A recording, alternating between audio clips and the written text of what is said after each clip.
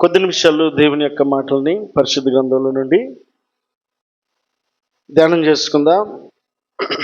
యెషయా గ్రంథము 43వ అధ్యాయము 7వ వచనాన్ని చదువుకుందాం. యెషయా గ్రంథము 43వ అధ్యాయము 7వ వచనము. నా మహిమ నిమిత్తము నేను సృజించిన వారిని, నా నామము పెట్టబడిన వారందరినీ తెప్పించుము. నేనే వారిని కలుగు చేసి తిని, వారిని పుట్టించిన వాడును నేనే. చాలండి. ఈ వాక్య భాగము పరిశుద్ధ గ్రంథంలో మనకు తెలియపరుస్తున్నటువంటి గొప్ప ఆలోచన ఏమిటి అంటే, దేవుడు నిన్ను నన్ను మనందరినీ కూడా సృజించుకున్నటువంటి ఆ గొప్ప దేవుడు ఆయన మహిమ నిమిత్తమై సృజించుకున్నాడట. చాలాసార్లు ఎందుకు ఈ భూమి మీద పుట్టామో గ్రహించకుండా ప్రవర్తిస్తూ ఉంటాం. ఇప్పుడు మనకు పుట్టినటువంటి బిడ్డల నుంచి మనం ఏం కోరుకుంటాం?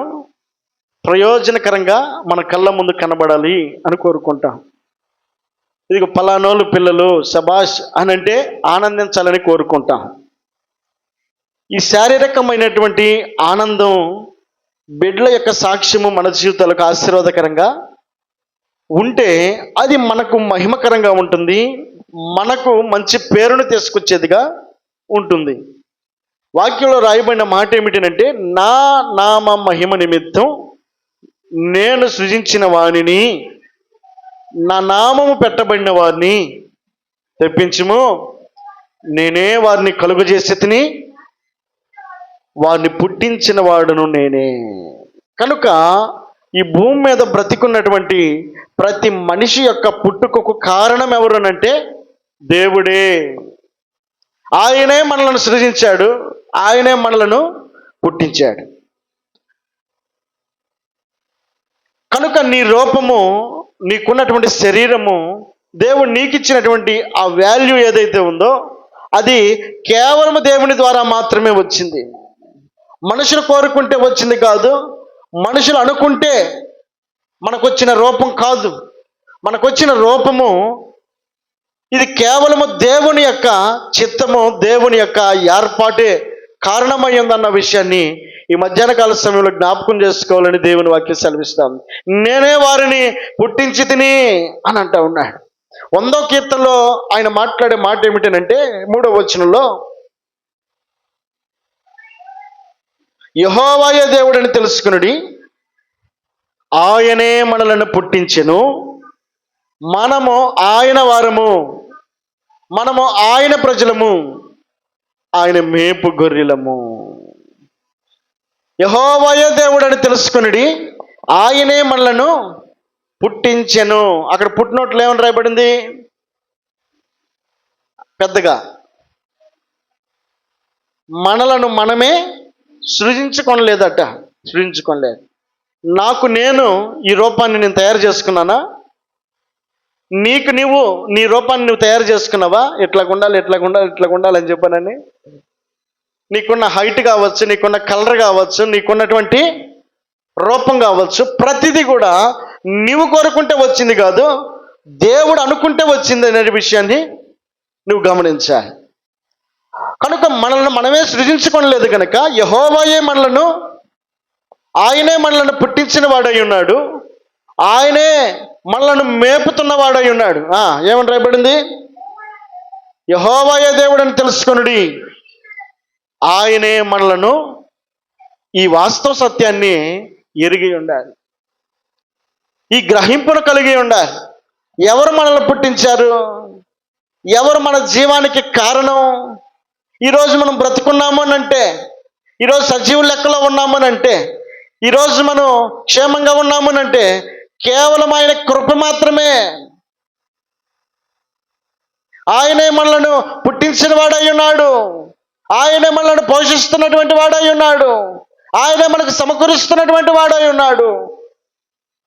కనుక మనకున్నటువంటి జీవానికి కారణం ఆ గొప్ప దేవుని యొక్క కృప. కనుక ఈ మధ్యాహ్న కాల సమయంలో దేవుని వాక్యం సెలవిస్తున్న మాట ఏమిటంటే, నా నామ మహిమ నిమిత్తం, నా మహిమ నిమిత్తం ఎవరు సృజించాడట? మనుషులు సృజించింది దేనికోసమనంటే దేవునికి మహిమ కలగాలని. పలానోడు అట్టా ఇట్టా అని చెప్పనని అపనిందలు ఆయన మీద వేసుకోవడానికి కాదు. ఆ మనుషులను చూసినప్పుడు, ఆ రూపాన్ని చూసినప్పుడు, ఆ హైట్ని చూసినప్పుడు, లేదా నిన్ను నన్ను గమనించినప్పుడు ఆ సృజించినటువంటి దేవునికి మహిమకరంగా మనం ఉండాలని దేవుని కోరిక అయ్యింది. ఒకవేళ చెడ్డ పనే చేశాడు అనుకోండి, ఎవరిని అంటారన్నమాట? ఎవడు వీడిని కనింది అంటారా? అంటే కనినటువంటి తల్లిదండ్రులకు మంచి పేరు తీసుకురావాలన్నా, చెడ్డ పేరు తీసుకురావాలన్నా ఎవరి కారణం? బిడ్డలే కారణం. దేవుని వాక్యం సెలవిస్తుంది ఏంటంటే, నా నామ మహిమ నిమిత్తం నేను నిన్ను సృజించుకొని ఉన్నాను. ఆశమాసికి నిశ్చయించుకోలేదు. ఏదో ఊరకనే భూమి మీద కొన్ని రోజులు బతకమని చెప్పని సృజించుకోలేదు. దేవుడు ఎందుకు ఈ భూమి మీద మనిషిని సృజించాడు అంటే ఆయన మహిమ నిమిత్తం సృజించాడు. కాబట్టి నీ ద్వారా ఆ గొప్ప దేవుడికి మహిమ రావాలి. నీ ద్వారా ఆ గొప్ప దేవుడు గణపరచబడాలి. ఆ గొప్ప దేవుడు నిన్ను బట్టి సంతోషించే వ్యక్తిగా నువ్వు ఈ భూమి మీద బ్రతకాలనేది ఆయన యొక్క ఆశ, ఆయన యొక్క కోరిక అయ్యింది. కనుక అది గమనించినటువంటి కొందరు స్వార్థపూరితంగా వారికి ఇష్టమైనట్టుగా బ్రతుకుతూ ఉన్నారట. వాక్యంలో రాయబడిన మాట ఆదికాండంలో 6వ అధ్యాయంలో ఒక మాట రాయబడింది. ఆదికాండము 6వ అధ్యాయంలో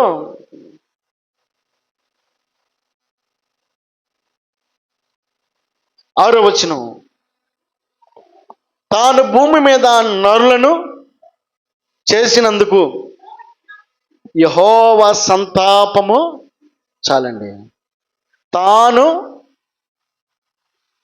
భూమి మీద నరులను చేసినందుకు యెహోవా సంతాపము నొందాడట. ఎవరు ఈ భూమి మీద మనిషి బ్రతకడానికి అవకాశం ఇచ్చిందనంటే దేవుడే. ఆకాశం నుండి భూమి వైపు చూశాడు. చూసినప్పుడు మనుషుల యొక్క ప్రవర్తన చూస్తూ ఉంటే, మనుషుల యొక్క హృదయ అంతరంగాలను గమనిస్తూ ఉంటే, మనుషుల యొక్క మనస్తత్వాలను గమనిస్తూ ఉన్నప్పుడు ఆయన ఈ భూమి మీద నరులను చేసినందుకు సంతాపము నొందాడట. అంటే ఏం చేస్తున్నాడు? మనసులో నొచ్చుకున్నాడు. అయ్యో, ఎందుకు వీడిని కన్నానా, ఎందుకు వీడిని తయారు చేశానా, ఎందుకు వీడిని ఈ భూమి మీదకి నేను పంపించానా అని చెప్పిన మనసులో బాధతో ఉన్నాడు. కారణం ఏంటి? దాని పై వచనంలో, నరుల చెడుతనము భూమి మీద గొప్పదనియు వారి హృదయము యొక్క తలంపులలోని ఊహంతయు ఎల్లప్పుడూ కేవలము చెడ్డదని. అదండి, భూమి మీద నరులను సృజించినందుకు ఒక పక్క ఆనందమే.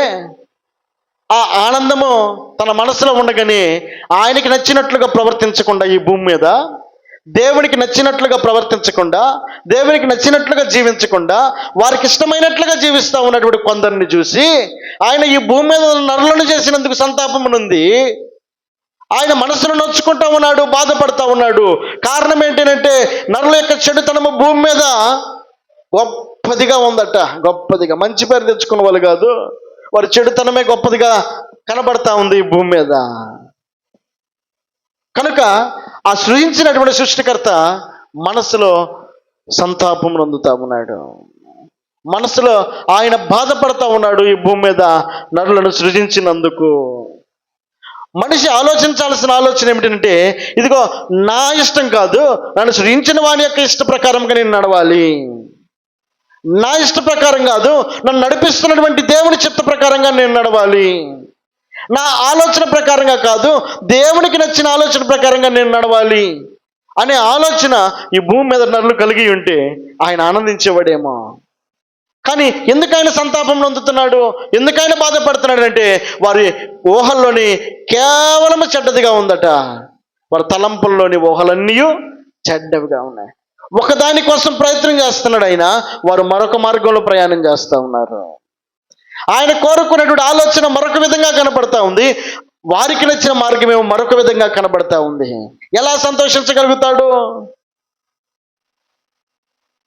మన బిడ్డలే ఇదిగో ఇటు వెళ్ళు అని అంటే అటు వెళ్ళకుండా మరొక మార్గాన్ని ఎంచుకుంటే మనం ఎంత బాధపడతామో. సృజించినటువంటి సృష్టికర్త అయి ఉన్న దేవుడు, సర్వమానవాళికి జీవానికి కారకుడై ఉన్న దేవుడు నిన్ను నన్ను సృజించుకున్న కారణము, ఉద్దేశము ఆయన మహిమ నిమిత్తమే సృజించుకున్నాడు. ఆయన గణపరచాలని కోరుకున్నాడు. ఆయనకు మహిమకరంగా నువ్వు జీవించాలని కోరుకున్నాడు. కానీ వాక్యంలో రాయబడిన మాట, కొందరు వారికి ఇష్టమైనటువంటి మార్గాలను ఎంచుకున్నారట. వాక్యంలో 11వ అధ్యాయంలో, ఆదికాండం 11వ అధ్యాయంలో ఒక మాట జ్ఞాపకం చేసుకుందాం. 11వ అధ్యాయము 2-3 వచనాలు. వారు తూర్పున ప్రయాణమైపోవచ్చుండగా షినారు దేశమునందొక మైదానము వారికి కనబడిను. అక్కడ వారు నివసించి, మనము ఇటుకలు చేసి బాగుగా కాల్చుకుందుము రండని ఒకడితో ఒకడు మాట్లాడుకున్నది. రాళ్లకు ప్రతిగా ఇటుకలను, అడుసునకు ప్రతిగా మట్టి కీలును వారి కుండెను. మరియు వారు భూమి అందంతటా చెదిరిపోకుండా ఒక పట్టణమును, ఆకాశమున కంటూ శిఖరము గల ఒక గోపురమును కట్టుకుని పేరు సంపాదించుకుందాము రండని అనుకుంటున్నారు. గుసగుసలాడుతున్నారు. ఇక ఇట్లాగుంటే మనకు పేరు రాదు, మనం కూడా మంచి పేరు తెచ్చుకోవాలి, మనం కూడా ఘనపరచబడాలి, మనం కూడా గొప్పవారం అనిపించుకోవాలి అనేటువంటి ఆలోచన వారి మనసులో మెదిలి, దేవునికి మహిమకరంగా జీవించాలన్న ఆలోచన ప్రక్కన పెట్టేసి వారు చేసిన పని ఏంటంటే, ఆకాశమున కంటూ శిఖరము గల ఒక గోపురాన్ని కట్టుకొని మనము పేరు సంపాదించుకుందాము రండి అని అనుకుంటున్నారు. మనిషి యొక్క ఆలోచన గమనిస్తూ ఉన్నటువంటి దేవుడు వీరిని ప్రేరేపించి పురుకొల్పినటువంటి వ్యక్తి నిమ్రోదు అనబడేటువంటి వ్యక్తి అయి ఉన్నాడు. ఆ నిమ్రోదు అనబడేటువంటి సంతతిలో నుండి వచ్చినటువంటి ఈ మనుషులందరూ కూడా ఆ నిమ్రోదు యొక్క మనస్తత్వాన్ని కలిగిన వారై ఏం చేస్తున్నారంటే, వారి సొంత ఆలోచనలకు అవకాశం ఇస్తున్నారు. ఏమంటున్నారు? మనము పేరు సంపాదించుకుందాము రండి. ఈ భూమి మీద పేరు సంపాదించుకోవాలన్న తపన ఆ మనుషులకు కలిగినటువంటి ఆ కారణాన్ని బట్టి దేవుడు ఆకాశం నుండి పరిశీలన చేస్తున్నాడు. యెహోవా నరుల కుమారులు కట్టిన పట్టణము, గోపురము చూడటానికి దిగి వచ్చాడు. అప్పుడు యెహోవా, ఇదిగో జనము ఒక్కటే, వారి భాష ఒక్కటే, వారు ఈ పని ఆరంభించి ఉన్నారు. వారికి మీద చేయడానికి ఏ పని అయినను చేయకుండా వారికి ఆటంకమేమీ ఉండదు. గనుక మనము దిగిపోయి వారికి ఒకరి మాట ఒకరికి తెలియకుండా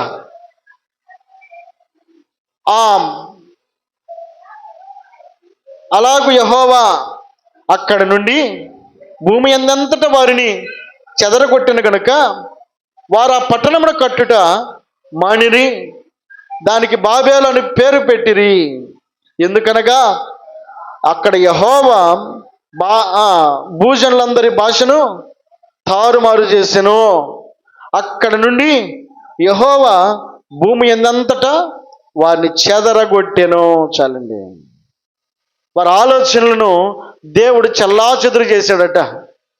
వారి మనసులోని వారి మనసులో ఉన్న ఆలోచన అంతా కూడా ఈ భూమి మీద మనం పేరు సంపాదించుకుందాం, ఘనత ఏదైనా రావాలి అంటే మనకే రావాలి, మనమే పేరు తెచ్చుకుందామని చెప్పిన ఆలోచన, దేవునికి మహిమకరంగా జీవించాలన్న ఆలోచన ప్రక్కన పెట్టేసి వారే పేరు సంపాదించుకోవాలన్న ఆలోచన, కుయుక్తి కలిగినటువంటి ఆలోచన వారి మనసులో ఉన్నందున దేవుడు ఏం చేశాడు?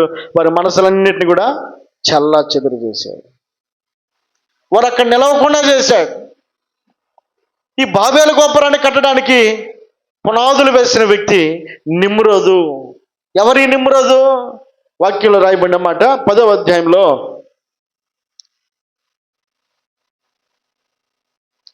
1వ వచనం. నోవహు కుమారుడగు షేము, హాము, యాపెతు అనువారి వంశావళి జలప్రలయము తరువాత వారికి కుమారులు పుట్టిరి. నోవహు ఎవరు తెలుసుగా? జలప్రలయం వారి మీదకి వచ్చినప్పటికీ ప్రజలందరూ కూడా వారికి ఇష్టమైన మార్గాల్లో ఉన్నప్పుడు, దేవుని కోపాగ్ని వారి మీద రగులుకున్నప్పుడు, ఆ జలప్రలయంలో మనుషులందరూ కొట్టుకుపోయినప్పటికీ నోవాహు యొక్క కుటుంబము ఓడలో ప్రవేశించి కాపాడబడిన తరువాత, ఆ జలప్రలయం వెళ్ళిపోయిన తర్వాత ఈ నోవాహుకు వారి యొక్క సంతానము పుట్టినటువంటి వారి గురించినటువంటి మాటలు ఇక్కడ రాయబడ్డాయి. నోవాహు కుమారుడుకు షేము, హాము, యాపెతు. ఎవరెవరు? షేము, హాము, యాపెతు. ఈ ముగ్గురు కుమారుల్లో 6వ వచనం చదువుదాం. హాము కుమారులు కూషు, మిస్రయిము, పూతు, కనాను అనవారు. అంటే హాము అని అంటే రెండవ కుమారుడు అయినటువంటి నోవాహు పుట్టినటువంటి రెండవ కుమారుడు అయినటువంటి హాము కుమారులు కూషు, మిస్రయిము, పూతు, కనాను అనువారు. 8వ వచనంలో కూషు నిమ్రోదును కనెను. అక్కడ భూమి మీద పరాక్రమశాలి అయి ఉండుటకు ఆరంభించెను. అతడు యెహోవా ఎదుట పరాక్రమము గల వేటగాడు కాబట్టి యెహోవా ఎదుట పరాక్రమము గల వేటగాడైన నిమ్రోదు వలె అను లోకోక్తి కలదు.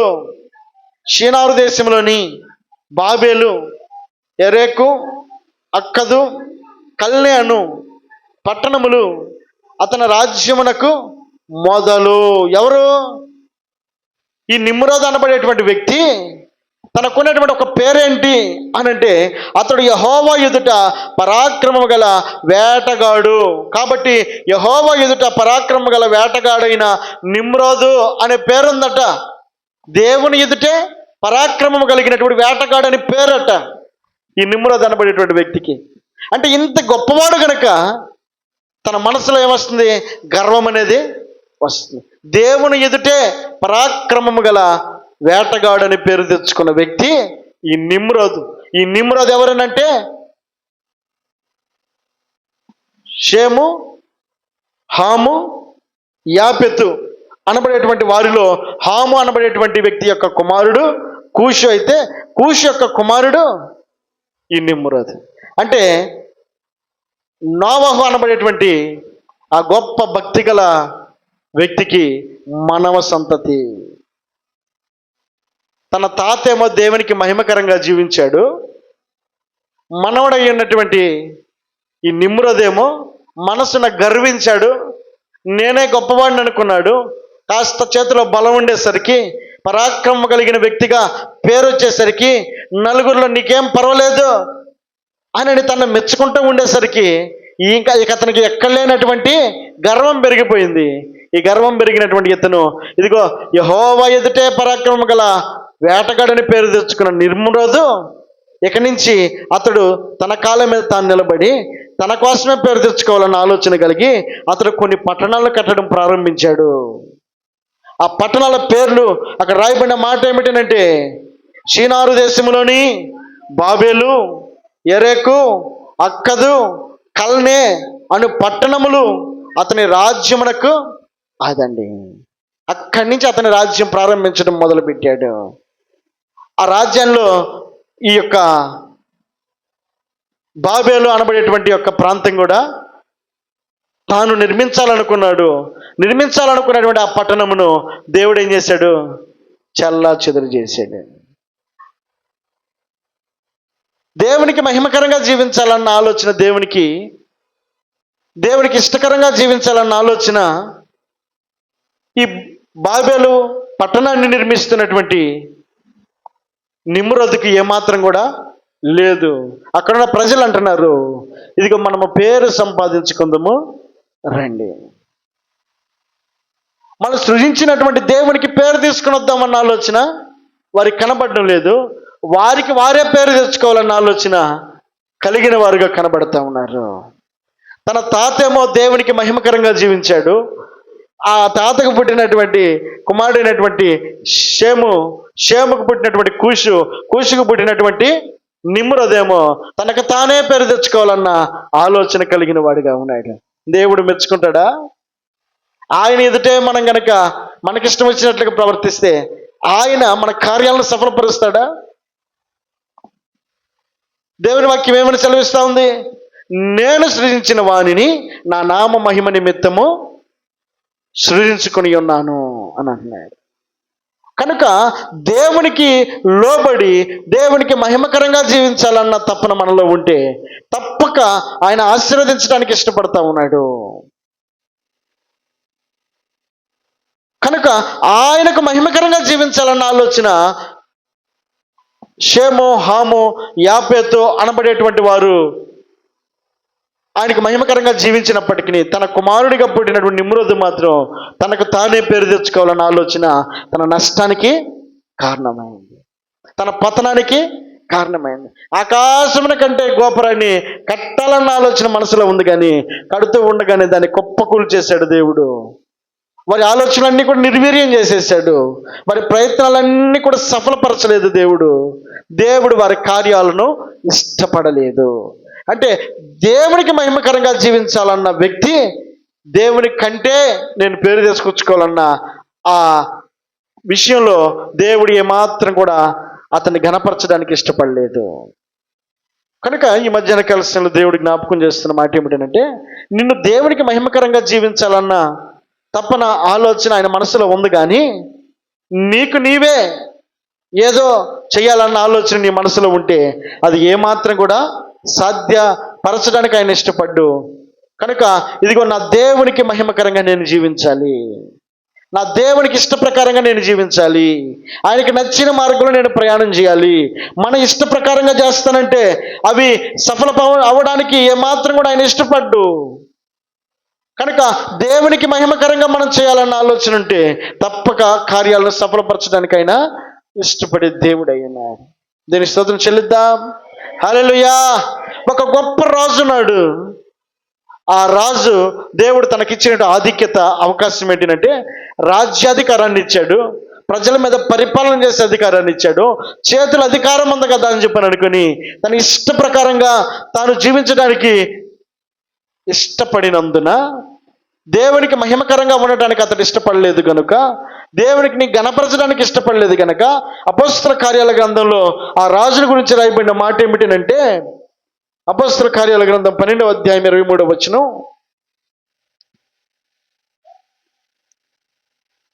అతడు దేవునిని మహిమపరచనందున వెంటనే ప్రభుదూత అతనిని మొత్తెను గనుక అతడు పురుగులు పడి ప్రాణము విడిచెను. వాక్యం సెలవిస్తున్నమాట, అతడు దేవునిని మహిమపరచనందున ఈ భూమి మీద ఉండగా తన ఆయుష్, తనకు ఆరోగ్యము, తనకున్నటువంటి ప్రతి ఈవులు తన చేతుల్లో ఉన్నప్పుడు దేవుని మహిమపరచడానికి ఇష్టపడలేదట. అయ్యో, ఈ స్థానంలో ఉన్నానంటే దేవాన్ని ఇచ్చిన కృప, ఈ జ్ఞానాన్ని ఇచ్చావంటే దేవాన్ని ఇచ్చిన కృప, ఈ ఆయుష్ని ఇచ్చావనంటే దేవాన్ని ఇచ్చిన కృప, ఈ భూమి మీద బ్రతికి ఉన్నానంటే కేవలం నీవిచ్చిన కృప, ఈ అధికారంలో ఉన్నానంటే అది నీవిచ్చిన కృప అనే విషయాన్ని ఈ రాజు మరిచిపోయిన వాడుగా ఉన్నాడు. వాక్యంలో రాయబడిన మాట, అతడు దేవునిని మహిమపరచనందున వెంటనే ప్రభువు దూత అతనిని మొత్తెను గనుక పురుగులు పడి తన ప్రాణమును విడిచాడట. కాపాడుకున్నాడు. నేనే గొప్పవాడిని అనుకున్నాడు. ఇక నాకు ఏది అడ్డు లేదనుకున్నాడు. నాకు అసాధ్యమైనది నాకు ఏది కూడా లేదు అని అనుకున్నాడు. కానీ దేవుడు చూశాడు, అవకాశం ఇచ్చాడు. దినాలు గడుస్తూ ఉన్నాయి, ప్రవర్తనలో మార్పు లేదు, దేవునికి లోబడాలన్న తపన మనసులో లేదు. చూశాడు, తన ఆధిక్యతను అతను అవకాశంగా చేసుకుని దేవుణ్ణి మహిమపరచడానికి కూడా ఇష్టపడక తన ఇష్టాన్ని నెరవేర్చుకోవడానికి ఇష్టపడుతున్నటువంటి ఆ వ్యక్తిని దేవుడు తన దూత చేత మొత్తాడట. మొత్తినప్పుడు తన ప్రాణం పోగొట్టుకున్నాడు. ఆ ప్రాణము పురుగులు పడి చనిపోయాడని వాక్యంలో రాయబడిన మాట అది. ఏం చేశాడు? అంత దేవునికి ఇష్టమైన కార్యము అని అంటే ఆ మొదటి వచనంలో చదువుదాం. దాదాపు అదే కాలం ముందు రాజైన హేరోదు సంగపు వారిలో కొందరిని బాధ పెట్టుటకు బలాత్కారముగా పట్టుకుని యోహాను సహోదరుడైన యాకోబును ఖడ్గముతో చంపించెను. ఇది యూదులకు ఇష్టమైన కార్యమని తెలుసుకుని పేతురును కూడా పట్టుకొనిను. ఆ దినములు పులియని రొట్టెల పండుగ దినములు. అతనిని పట్టుకుని చెరసాల్లో వేయించి పస్కా పండుగైన పిమ్మట ప్రజల యొద్దకు అతని తేవాలని ఉద్దేశించి అతని కావలి ఉండుటకు 4 చతుష్టయముల సైన్యములను అతన్ని అప్పగించెను. చాలండి. పేతురు ఎక్కడున్నాడు? చెరసాల్లో ఉన్నాడు. పేతురు చెరసాల్లో ఉంచబడ్డానికి కారణం ఎవరు కారణం? వాక్యం సెలవిస్తా ఉన్న మాట, దాదాపు అదే కాలమందు రాజైన హేరోదు. ఎవరో పురుగులు పడి చనిపోయిన రాజు ఎవరనంటే హేరోదు రాజు. ఈ హేరోదు రాజు తన పరిపాలనలో చేసిన అకృత్యం ఏంటి అనంటే, దేవునికి అయిష్టమైన పని ఏంటి అనంటే, దేవునికి నచ్చని పని ఏంటి అనంటే, వాక్యం సెలవిస్తూ ఉంది, సంఘపు వారిలో కొందరిని బాధ పెట్టుటకు బలాత్కారముగా పట్టుకుని యోహాను సహోదరుడిని యాకోబును ఖడ్గముతో చంపించెను. మనం చేసేటువంటి పనులు దేవుడు మెచ్చాలి. మనం చేసే పనులు దేవునికి మహిమకరంగా ఉండాలి. మనం చేసే కార్యాలు దేవుడు ఇష్టపడేవిగా ఉండాలి. మనకు నచ్చిన కార్యాలు చేసుకుంటూ పోతే ఆ ఎఫెక్ట్ అనేది తప్పక ఒకానొక దినాన్న మనం రుచి చూడాల్సిన వారం అయి ఉంటాం. హేరోదు చేసిన పని అదే. చేతిలో ఏముంది? రాజ్యాధికారం ఉంది. అక్కడ ఉన్నటువంటి అధికారాన్ని చేతపట్టుకుని ఇప్పుడు ఏం చేస్తున్నాడు? సంఘపు వారిలో కొందరిని బలాత్కారముగా పట్టుకున్నాడట. వారు చేసిన పని ఏంటి అంటే దేవుని ఆరాధిస్తూ ఉన్నారు, దేవుని గణపరుస్తూ ఉన్నారు, దేవుని ఇష్టపడిన వారుగా ఉన్నారు. దేవుడు అన్యాయముగా చేసేటువంటి ప్రతి కార్యాన్ని ఆయన ఏమాత్రం కూడా ఇష్టపడ్డు. న్యాయపరంగా మనం ప్రవర్తిస్తే తప్పక మన దేవుడు న్యాయమే చేస్తాడు. అన్యాయముగా ప్రవర్తిస్తే తప్పక అన్యాయాన్ని మనం తప్పక తిరిగి రుచి చూడాల్సిన పరిస్థితిని దేవుడు మనకు కల్పిస్తాడు. మనం మంచి దారిలో నడిస్తే మనకు మంచి ఎదురవుతుంది. మన చెడు మార్గాన్ని అనుకుంటే ఆ చెడే మనకు ఎదురవుతుంది. వాక్యంలో ఒక మాట ఉంది, కత్తి పట్టుకున్నాడట, కత్తితోటే మనం ఏదైతే విత్తుతామో ఆ పంటనే మరొక పంట రాదు. విత్తిన విత్తనం తప్పక ఫలించక తప్పదు. ఆ ఫలించినటువంటి ఆ పంటను మన కన్నులారా చూడక తప్పదు. అది ఏది విత్తుతున్నాం? మంచితనాన్ని విత్తితే మంచి మన జీవితంలో ఆ పంటను కోస్తాం.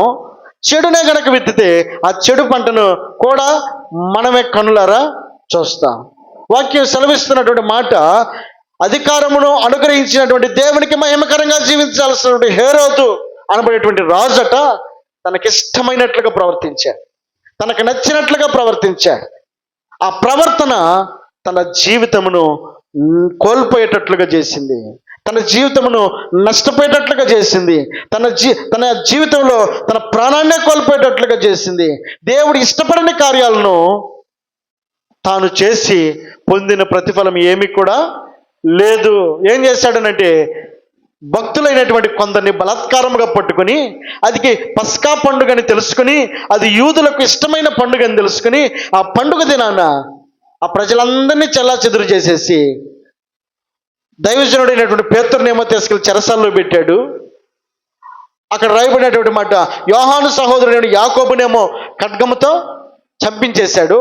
అంత మాత్రమే కాదు, సంఘపు వారిలో కొందరిని బాధ పెట్టుటకు బలాత్కారముగా పట్టుకున్నాడు. దేవునికి అయిష్టమైన కార్యాలు చేసి ప్రశాంతంగా ఇంటికి పోయి రెస్ట్ తీసుకుంటున్నాడు. ఏదో ఘనత సాధించిన వ్యక్తిగా అతడు సంతోషిస్తూ ఉన్నాడు, ఆనందిస్తూ ఉన్నాడు. చేయాల్సిన అన్ని పనులు చేస్తూ ఉన్నాను, నా చేతిలోనే అన్నీ ఉన్నాయి అనుకున్నాడు. కానీ ఇతను దేవుని చేతిలో ఉన్నాడన్న విషయాన్ని మర్చిపోయాడు. ప్రజలందరూ నా చేతిలో ఉన్నారనుకున్నాడు, కానీ ఇతను మాత్రం దేవుని చేతిలో ఉన్నానన్న విషయాన్ని మర్చిపోయి తనకు నచ్చినట్లుగా చేసుకుంటూ పోతున్నాడు. గడిచింది, కొంతకాలం గడిచింది. తరువాత దేవుడట ప్రభువు దూత అతనిని మొత్తినందున అతడు పురుగులు పడి ప్రాణము విడిచెను.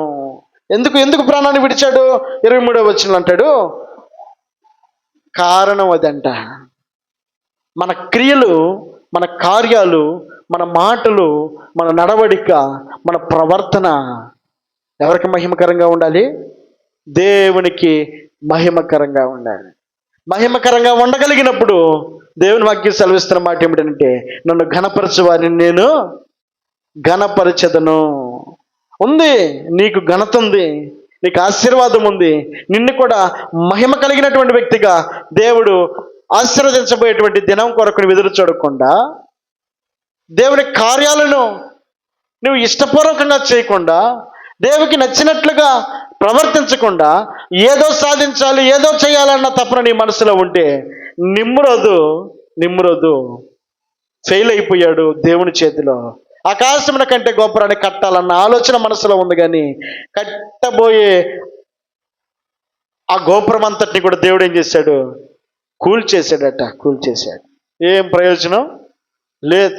ఎందుకంటే మనసులో స్వార్థ బుద్ధి ఉంది కనుక, మనసులో దేవునికి అయిష్టమైన ఆలోచన ఉంది కనుక, దేవుడు ఆ కార్యం జరగడానికి ముందుకెళ్లకుండా ఆపేసేసాడు. ఇక్కడ ఉన్నటువంటి ఈ రాజు అని పిలువబడుతున్నటువంటి వ్యక్తి, దేవుడిచ్చిన అధికారాన్ని చేతపట్టుకొని మంచి చేయాల్సిన వ్యక్తి మంచి వారికి కీడు తలపెడతా ఉన్నాడు, మంచి వారిని నష్టపరుస్తూ ఉన్నాడు. ఈ నష్టపరుస్తున్నటువంటి ఈ వ్యక్తికి దేవుడిచ్చినటువంటి ఆ కార్యాన్ని చూస్తే, అతడు దేవుడిని మహిమపరచనందున వెంటనే ప్రభుదూత అతనిని మొత్తెను కనుక అతడు పురుగులు పడి ప్రాణము విడిచెను. దేవుని స్తుతిని చెల్లిద్దాం. హల్లెలూయా. కనుక దేవుని వాక్యం సెలవిస్తున్నటువంటి ఒక మాట మనం జ్ఞాపకం చేసుకున్నట్లయితే, అక్కడ ఒక మాట జ్ఞాపకం చేసుకుందాం.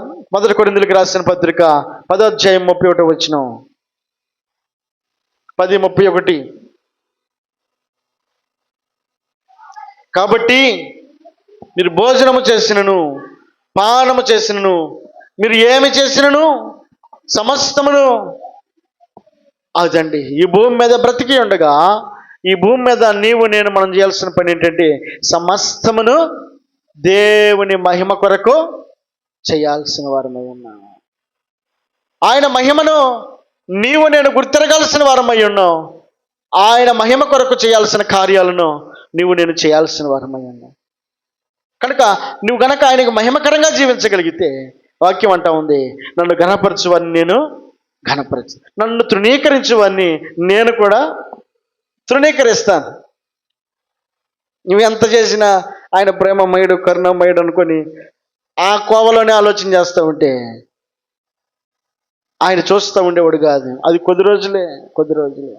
పిల్లలు ఉన్నారు, గారాబం చేస్తున్నారు. చిన్నప్పుడు ఏం చేస్తాం? మరి ఏం చేసినా ఎత్తుకుంటాం, ముద్దు పెట్టుకుంటాం, మళ్ళీ కౌగులించుకుంటాం. పెద్దవాళ్ళు అయిన తర్వాత అట్లాగే చేస్తూ ఉంటే ఏం చేస్తాం? అసహించుకుంటాం లేదా? తిరిగి కొడతామా లేదా? దేవుని యొక్క కోపాన్ని తెలుసుకున్నటువంటి నిమ్రోదు దేవుణ్ణి మహిమపరచలేక దేవునికి అయిష్టడుగా మిగిలిపోయాడు. దేవుని యొక్క కోపాన్ని ఎరగనటువంటి ఎవరు? రాజు అయిన హేరోదు ఏం చేశాడు? తనకున్న రాజ్యాధికారాన్ని మాత్రమే కాక తన ప్రాణాన్ని సైతం పోగొట్టుకున్నాడు. కనుక మీరేమి చేసినను సమస్తము దేవుని మహిమ కొరకు చేయాలి. మనం ఏం చేస్తున్నామో ఆ ప్రతి పని ఇది దేవునికి మహిమకరంగా ఉందా లేదా? దేవుడు ఇష్టపడతాడా లేదా? దేవుడు ఈ పనిని, ఈ కార్యాన్ని, ఈ నడవడికను, ఈ మాటను, ఈ క్రియలను దేవుడు ఇష్టపడతాడా లేదా అనే విషయాన్ని గ్రహణంలోకి తెచ్చుకొని ప్రయాణించాల్సినటువంటి వారమై ఉన్నాం. ఎందుకనంటే ఆయన నువ్వు మహిమపరిస్తే తప్పక ఆయన నిన్ను మహిమపరుస్తాడు. ఆయన నువ్వు గణపరిస్తే ఆయన తప్పక నిన్ను గణపరుస్తాడు. కనుక నా నామ మహిమ నిమిత్తము నేను సృజించుకున్న మనుషులోనైనా గర్వంగా చెప్పుకోగలుగుతున్నాడు. కనుక ఆయన మహిమ కొరకు జీవిస్తున్న వ్యక్తివై నీవు ఆయనకు మహిమకరంగా జీవించాలని, ఈ మధ్యాహ్న కాల సమయంలో దేవుని వాక్యానుసారంగా జీవించాలని దేవుని వాక్యం సెలవిస్తూ ఉండగా దాన్ని తగినట్లుగా జీవించాలని ప్రభుపేట తెలియపరుస్తూ నా మాటలు నేను ముగిస్తూ ఉన్నాను.